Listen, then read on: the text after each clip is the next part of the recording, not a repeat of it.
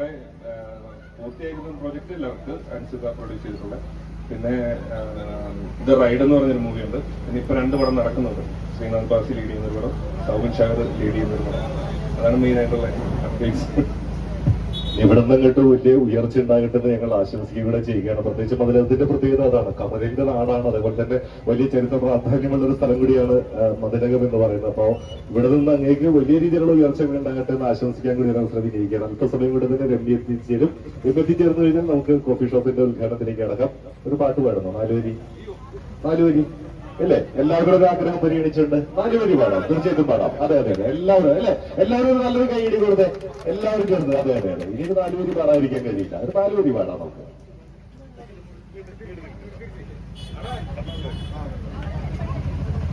തമിഴ്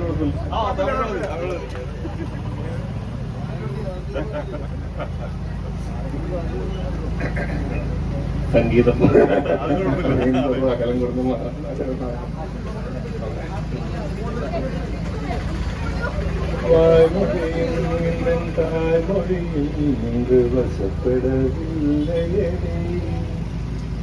വയത്തുക്കും തൊണ്ടയ്ക്കും ഒരുവനില്ല ഒരു കുരുந்தை മുരുളുതടേ.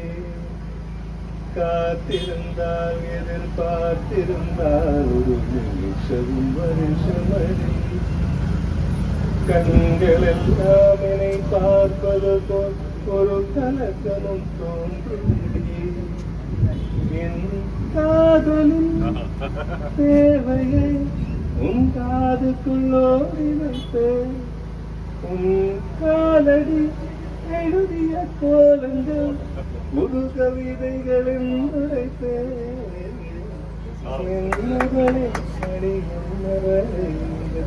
இதயத்தை தொலைந்து விட்டேன். പാടാനറിയില്ലെന്ന് പറഞ്ഞത് ആദ്യം എനിക്ക് തോന്നുന്നത് വെറുതെ ഞങ്ങളെ കളിയാക്കാൻ വേണ്ടിയിട്ടായിരുന്നില്ല, അസാധ്യമായിട്ട് പാടിയിട്ടാണ്, മനോഹരമായിട്ട് പാടുകയുണ്ടായി. വളരെയധികം സന്തോഷം. അങ്ങയുടെ സാന്നിധ്യത്തിന് നന്ദി അറിയിക്കുകയാണ്. ഈ കൊടുങ്ങല്ലൂർ മേഖലയിൽ ആദ്യമായിട്ട് വരികയാണോ? തെക്കന്തല്ല്. അപ്പൊ രാജേഷ് നാരായണന്റെ കൂടെ, അത് ശരി, ഞങ്ങളുടെ സുഹൃത്ത് കൂടിയാണ്. വളരെയധികം സന്തോഷം. അങ്ങയുടെ സാന്നിധ്യത്തിന് നന്ദി അറിയിക്കുകയാണ്. അല്പസമയം കൊണ്ട് തന്നെ രമ്യ കൂടി എത്തിച്ചേരും. അതിനുശേഷം കോഫി ഷോപ്പിന്റെ ഉദ്ഘാടനത്തിലേക്ക് കിടക്കാം. ബൈ ദ ടൈം എനിക്കൊന്ന് അകത്തൊക്കെ കയറി നോക്കുന്നത് നന്നായിരിക്കുമെന്നാണ് എനിക്ക് തോന്നുന്നത്, അല്ലെ? അപ്പൊ രാകേഷ് നമുക്ക് വേണ്ടിയിട്ടൊരു പാട്ട് പാടണം. അതെ, രാകേഷ് ഒരു പാട്ടുകാരൻ കൂടിയാണ്. അതെ, രാകേഷ് നമുക്ക് വേണ്ടിയിട്ടൊരു പാട്ട് പാടുന്നതാണ്. അപ്പൊ ഇതൊന്നും ആസ്വദിക്കട്ടോ. രാകേഷ് നല്ല പാട്ടുകാരൻ കൂടിയാണ് കേട്ടോ. ഞങ്ങളുടെ വളരെ ഇഷ്ടപ്പെട്ട ഒരു സുഹൃത്താണ്, നല്ലൊരു പാട്ടുകാരനാണ്. അദ്ദേഹത്തിന്റെ ഒരു പാട്ട്. എന്തായാലും വളരെ സന്തോഷം. ഈ ഒരു തന്നെ നിമിഷത്തിൽ നമ്മുടെ കണ്ണന്റെ റെസ്റ്റോറന്റിന്റെ ഉദ്ഘാടനമായിട്ട് ഇവിടെ എത്തിച്ചേരാൻ ഒരു പാട്ട് പാടാൻ സാധിച്ചത് വളരെ സന്തോഷം.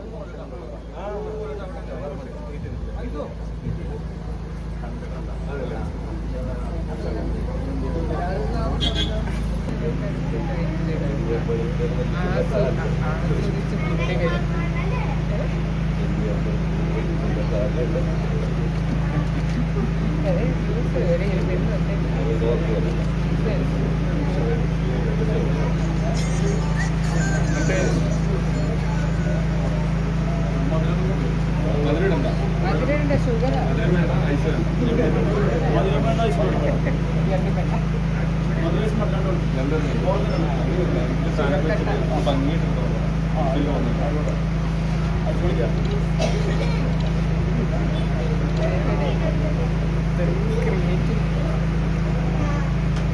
ഏത് പാട്ട്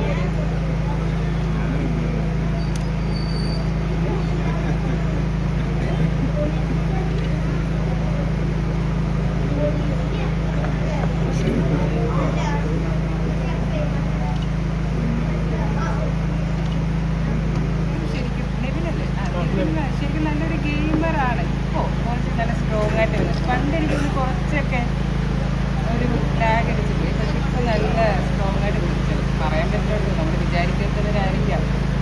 ഇതുവരെ അങ്ങനെയല്ലേ സംഭവിച്ചിട്ടുള്ളത്.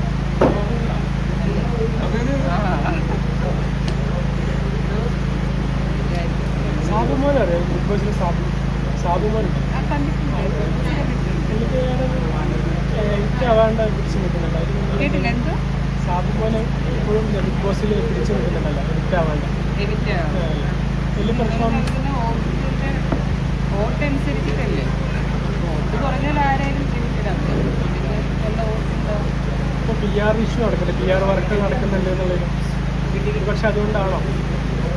കാരണം ഇപ്പോൾ ഹൗസിൽ പുള്ളിക്കാരൻ പ്രത്യേകിച്ചൊന്നും ചെയ്യുന്നില്ല, ആക്റ്റീവല്ല. ആയിരിക്കും, പറയാൻ പറ്റില്ല, എനിക്ക് അറിയത്തില്ല. ഞാൻ ഇവർ പറയുന്നത് നോർത്ത് ഇന്ത്യയിലാണ് അതിൻ്റെ ബേസ് കൂടുതലാണ്. അവിടുന്ന് ആളുകൾ അങ്ങനെ ഇങ്ങോട്ട് അന്വേഷിച്ച് വരികയും ചെയ്തു. അപ്പോൾ അതിൻ്റെ ഒരു ബേസിൽ ഒരു കഫേ തുടങ്ങാം എന്നുള്ള പ്ലാനിൽ തുടങ്ങിയതാണ് ഒരു സിഗ്നേച്ചർ സ്ഥാപനം.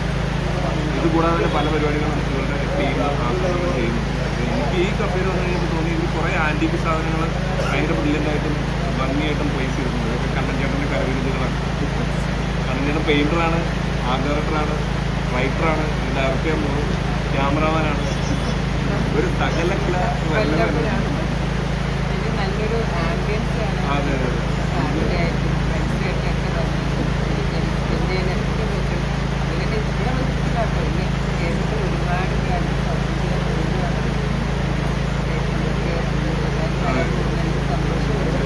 എല്ലാവരും ഫാമിലിയായിട്ട് വരിക, എൻജോയ് ചെയ്യുക. എല്ലാവർക്കും ഇഷ്ടം, കുട്ടികൾക്കായാലും എല്ലാവർക്കും കപ്പിൾസിനായാലും ഭയങ്കരമായിട്ട് ഇഷ്ടമാവും. എല്ലാവരും വരിക, എൻജോയ് ചെയ്യുക. പിന്നെ ഇത് ഞാൻ മുമ്പേ പറഞ്ഞ പോലെ കോഫി എന്ന് പറയുന്നത് സെക്കൻഡറി ആണ്. അതെ ഇവിടുത്തെ സംഭവങ്ങൾ കാണാൻ വരും, മറ്റേ മ്യൂസിയത്തിൽ വരുന്ന പോലത്തെ ഒരു ഇതാണ്. ഇവിടെ പണ്ട് വെച്ചേക്കുന്ന ആ പേരമരം, ഇത് ഭയങ്കര ഒരുപാട് വർഷം പഴക്കമുള്ള മരം എടുത്തിട്ട് അവർ പോളിഷ് ചെയ്ത് സെറ്റ് ചെയ്ത് വെച്ചേക്കുന്ന പ്ലാസ്റ്റിക് സാധനങ്ങളൊക്കെ. അത് തന്നെ നമ്മളൊരു ആർട്ട് മേടിക്കാനായിട്ട് പോയി കഴിഞ്ഞാൽ ഏകദേശം 1 ലക്ഷം രൂപ ഉണ്ട്. പിന്നെ കണ്ണഞ്ചേട്ടൻ്റെ പെയിൻറ്റിങ്ങുകൾ എല്ലാം ഭയങ്കര എക്സെപ്ഷണലി ഗ്രേറ്റ് ആണ്.